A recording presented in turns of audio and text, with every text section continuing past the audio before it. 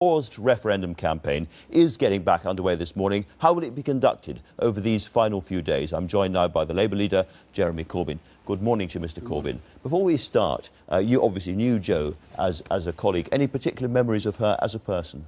Very passionate, very committed. Before she became an MP, worked for Oxfam and anti-slavery, and became elected for Batley and Spen, an area that she grew up in and clearly loved very much. And I was there on Friday for a vigil and to lay wreaths at the priestly statue in the centre of the town and to write memories in the condolence book in the church. And what struck me was the unity of the crowd, all ethnic groups, everybody there together, totally shocked and in grief at what happened, because many just said to me, this was a murder of her, but it was also an attack on democracy, an attack on the right of somebody to be elected to represent you and to go about their business. And I think we should also think for a moment of the two people that intervened to try and help her, one of whom is still in hospital, a retired miner who tried to protect her. He'll be out soon, we hope. And we've lost a great talent. We've lost somebody with vision who spoke up in Parliament for human rights, spoke up for peace in Syria and so many other places. It's interesting what you say about the community, because people talk a lot of the time about MPs and the political class being distanced from their community, and she was somebody who was clearly absolutely rooted in that place. People felt that she was very much one of theirs. The whole point of democracy and involvement is that when you elect somebody to a council, a union executive, anything else, member of Parliament, if you're to do your job, you cannot leave the area or the people or the place that put you there. So if we move our MPs into some sort of hermetically sealed container where they're shipped from place to place to opine on everything, then we lose everything. I mean, I love my constituency. This is the big dilemma, isn't it, now? Indeed. I love my constituency, I love my community, and what I love is just walking about, chatting to people, many of whom I've known for many years, because that way you pick up the reality of legislation, the reality, in our case, of austerity and the poverty that goes with it, and that you're better informed to do your job. If you're in some kind of security bubble, you very rapidly lose all of that, and we have to defend that, and we have to defend people against this kind of appalling attack that took place. It is not the first time other MPs have been assaulted. Stephen Timms was attacked. Stephen Timms was assaulted, George Galloway was assaulted, a number of others were assaulted, and there have been political attacks. Mohammed Salim was killed in Birmingham not so long ago, and Ian Gow was killed in 1990. Were you aware of a growing worry about the possibility of physical attacks? Chris Bryant, the shadow leader of the House, has said that he thought eventually somebody was going to be killed. Chris and I have talked about this, and others have, and the levels of security that MPs need and want. Obviously, there is a degree of vulnerability. If you have an open office and an open advice bureau, which is what we all want to do, because you want to see everybody, however complicated or difficult their problems or lives are, you don't want to be cut off from them, but at the same time, you need security of some sort to protect people. But it's not just for MPs. It's for everybody, because MPs just protecting themselves is of course essential and important, as tragically the death of Jo showed, but everybody else needs to be protected against any kind of attack, whatever the appalling motive might be behind that attack. It was interesting seeing, after this dreadful attack, you and the Prime Minister standing shoulder to shoulder at that memorial service and putting wreaths and putting messages down there. There has been a suggestion when the Commons regroups again tomorrow to give tributes to Jo Cox that the party should kind of break up and sit on each other's benches, that the whole place should mingle. Are you attracted by that? I received that suggestion last night, actually, and we're thinking about that and have a talk tomorrow. But tomorrow is going to be a dignified occasion. It's not going to be a time for lots of long speeches. It would say quite a lot, wouldn't it, about all MPs standing together? Indeed. An MP has died. It's an attack on all of us.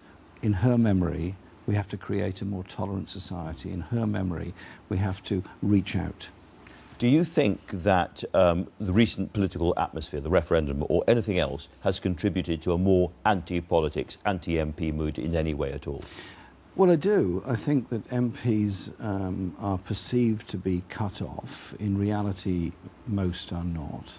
Decision-making is seen to be cut off, and the lives of so many people, where they face housing problems, they face insecurity at work, they face falling living standards, they face problems where their children can't get any housing, all those issues do make people feel, well, hang on, what's the political system ever doing for me? What's it doing for us? And so we then go on a sort of race to the bottom, reducing working conditions, making life more difficult for people. I think it creates a sense of anger and insecurity. And what's the answer to that? Is the answer to that to kick out, or is the answer to that to unite together and do something different? Well, one of the things that's going on clearly is if we vote to leave the EU, part of the story behind that will be lots and lots of traditional Labour voters, as it were, not listening to you or to the party leadership on immigration and going in a UKIP direction on immigration. Do you accept that, in some sense, the party has lost the ear of a lot of your traditional white working class constituents? I think we've had several years of endless newspaper headlines blaming everything on migration without ever being prepared to look at the reality of the exploitation of people in this country and across Europe. The Mike Ashley story, sports director at Shirebrook Colliery, Dennis Skinner made an absolutely brilliant point in Parliament the other day. He said when he worked there, when it was a pit, there were people from all over Europe working there together as miners. Same pay, same conditions, same housing, same union. Now, there are several hundred people working on 0 hours contracts who've been shipped in from elsewhere. The answer to that isn't to blame them. The answer is, yes, at one level to blame Mike Ashley, but the other level to blame the lack of regulation of working conditions both here and in other parts of Europe. So the Posting of Workers Directive, which protects against that, is actually very important. Do you think that immigration is not an issue, therefore, for people, or shouldn't be an issue? It's some kind of false consciousness? Because there are a lot of people really, really worried about the effects on school places, on housing, on public services, and on wage compression. The reality is, more than 2 million British people live in Europe. Quite a lot of people from the European Union, mainly from Poland, have made their homes in Britain, are working, paying taxes and all that. The issues surely have to be to improve working conditions, improve protections all across Europe, and look at those that are making a great deal of money out of this exploitation. So I mentioned the Posting of Workers Directive. This is also about protecting local wages and conditions. So if everybody coming in had to be paid the relevant local rate, things would be different. And I suspect the number of people coming would probably be reduced as a result. And do you think worries about immigration would then evaporate under those circumstances? I think they would reduce. I also think there has to be the reintroduction of the Migrant Impact Fund, which Gordon Brown as Prime Minister introduced in, I think, 2008, which was a special payment that would go to local authorities where there had been big changes. In the same way that in the 1960s, the then Labour government introduced the Commonwealth Immigration Fund for the same purpose. So some of those communities which feel they have been very badly adversely affected by the sheer number of people coming in would get extra help for more schools, more hospital places and so forth. Absolutely. Yeah, absolutely. No. So you don't blame people. You actually end up, it brings people together to achieve a better society for all, and recognise that we have a lot of young people studying and working in Europe. We have a lot of young Europeans working and studying here. People move around. That actually is quite good all round. It gives people a wider experience and actually helps to generate scientific research as well as employment opportunities across the whole continent. Is there any kind of upper limit to immigration coming into this country? I don't think you can have one within while you have a free movement of labour, and I think the free movement of labour means that you have to balance the economy, so you have to improve living standards and conditions. And so that means the European Union's appalling treatment of Greece, particularly the European Central Bank as well as the European Union, that is a problem. So if you actually deliberately lower living standards and increase poverty in certain countries in Southeast or Eastern Europe, then you're bound to have a flow of people looking for somewhere else to go. Surely the issue is an anti-austerity, a growth package all across Europe rather than this. So you could call yourself unequivocally a pro-immigration politician. Brendan Cox, whose wife was killed, has said that politicians, I don't know whether he includes you or not, but politicians at the top have been far too feeble in making the case for immigration. They have allowed the argument to be made by the far right, and they have whipped up this atmosphere. I spoke to Brendan last night. We were talking about this whole issue, that the far right have been allowed to grasp the agenda. And Farage, for example, puts up that appalling poster which has a picture of a lot of desperate people fleeing from war, saying they're coming to threaten us. Hello, I think Rowan Williams called it absolutely right this morning when he said we have to play our part in dealing with the refugee crisis. All of us. It's a humanitarian crisis. But there are lots and lots and lots of people around this country who do feel that immigration is for them a problem. They see their communities changing very, very quickly, and they feel their identity is challenged, and they feel their kids are not getting school places and so forth. They are not racists. They're not far-right people. They're just people really worried about immigration, and they feel that people like you are not really listening to them. I'm not calling them racists. What I'm saying is it's a failure of our government to properly fund local authorities. It's a failure of our government to provide housing for people. It's a failure of our government by, for the first time in 20 years, 30 years maybe, attacking school budgets. It's that is the problem, and they should turn their anger against this government and the austerity that's been put forward by Cameron and Osborne over the past 6 years.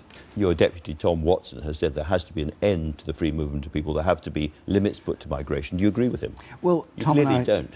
Tom and I had a chat about this. What we both agreed on, all of us agreed on, is there has to be a greater equality of working conditions. There has to be the preventing of undercutting. There has to be an end to the idea of the race to the bottom in working conditions. At the end of the day, workers working alongside each other should be treated the same and paid the same and have the same rights. They don't at the moment. So you see, there are people watching this now, Mr. Corbyn, who will say, OK, here's somebody who's in favour of uncontrolled, unlimited immigration. That terrifies me. That scares me. Those people have no choice now but to vote to leave the EU. There is no uncontrolled immigration. It is actually... Well, there is from the EU. There's free movement of people across the EU, which goes both ways, I pointed out. Sure. More than 2 million British people are living in Europe. It goes both ways. There is controlled immigration from outside Europe, and there has been certainly ever since the 1960s in quite a severe form. I represent a very mixed constituency where there are great problems of getting family reunion, and there are not equal rights for people coming in from Europe. They don't get benefits immediately, they don't get access to housing immediately, all those kind of things. It's not totally uncontrolled. But in terms of EU migration, there is no way of a British government controlling that, and therefore people who are worried about that should vote for Brexit, because that is the only answer to this. It's the very principle of a single market across Europe, is the free movement of people. If you have the free movement of capital, you should also have the free movement of people. What I do think is we should turn our issues on austerity in this country, and indeed the generality of austerity across a lot of Europe. We should also turn our anger quite a lot on the tax havens and the tax avoidance, which is only latterly begun to be dealt with by the European Union, and Britain has a big role to play in this because we actually have, as Crown-dependent territories, quite a lot of tax havens. This will disappoint some Labour voters watching this programme, people who might come to your constituents and say, Mr Corbyn, I'm really, really worried about the sheer number of people coming in here. I'm sorry, I know you don't agree with me, but it worries me a lot. And those are the people who are now moving towards the leave side of the argument. And if we leave as a country, it will be partly because lots and lots of Labour voters outside the metropolis and outside Scotland and the rest of England vote leave. If we leave as a country, exactly the same arguments are going to be made about housing, about jobs, about social security. All those issues are going to be exactly the same on Friday as they are on Thursday. The only thing is, it's going to be slightly more difficult, or very much more difficult, because the trade arrangements with Europe are now quite deeply embedded. Very large number of jobs in Britain do depend on exports to Europe. Now, I'm not a catastrophist, but I do say people should think very, very carefully about the direction in which we're going. If we want to have good conditions and good social security for all of us, that means it has to be thought of in this country, but also across Europe as a whole. And also, let's not turn our back on the humanitarian crisis that's existing around Europe. I urge people to think quite carefully on the very wise words of Rowan Williams this morning. Jeremy Corbyn, thank you very much for talking to us today.